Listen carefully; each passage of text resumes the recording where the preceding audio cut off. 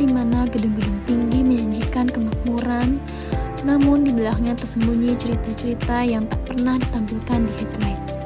Urbanisasi menjanjikan pertumbuhan, tapi siapa yang sebenarnya diuntungkan? Pertumbuhan ekonomi terus dirayakan. Angka resmi menunjukkan ekonomi tumbuh, namun urbanisasi juga meninggalkan tagihan besar.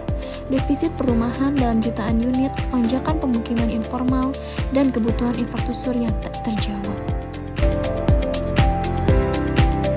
Ketika kota tumbuh cepat, permintaan atas rumah, air bersih, dan transportasi melonjak, seringkali tanpa perencanaan yang memadai. Akibatnya, ketimpangan ruang, kemacetan, dan kerentanan lingkungan.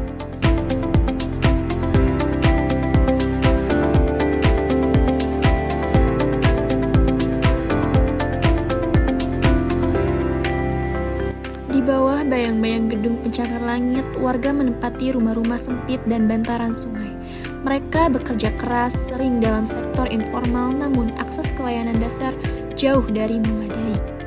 Pertumbuhan yang tidak inklusif bukan hanya statistik, itu adalah wajah manusia. Kota besar juga mahal. Kemacetan berarti jam kerja terbuang, biaya logistik naik, dan bisnis kecil menanggung beban. Studi menunjukkan kerugian ekonomi besar akibat kemacetan di kawasan metropolitan kita.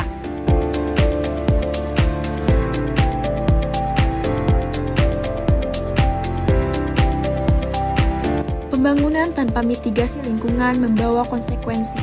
Banjir lebih sering, kota yang tenggelam, udara yang tercemar, urbanisasi yang diabaikan akan memperburuk risiko iklim. Mengandalkan angka GDP semata membuat kita buta. Jika pertumbuhan hanya berarti lebih banyak gedung pencakar langit dan proyek prestisius, kita kehilangan tujuan pembangunan, kesejahteraan warga. Urbanisasi bisa menjadi berkah bila dikelola untuk semua, bahkan hanya untuk beberapa.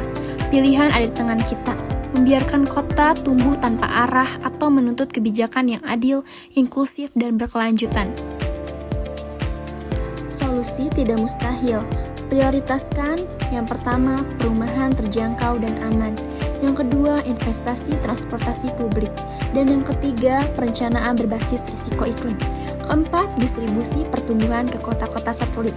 Dan yang terakhir, partisipasi agar dalam perencanaan. Kota bukan hanya kumpulan gedung dan jalan raya.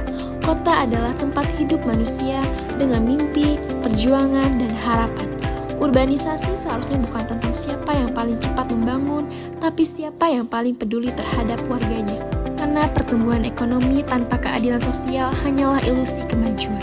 Saatnya kita menuntut pembangunan yang berimbang, kota yang layak huni, berkelanjutan, dan manusiawi.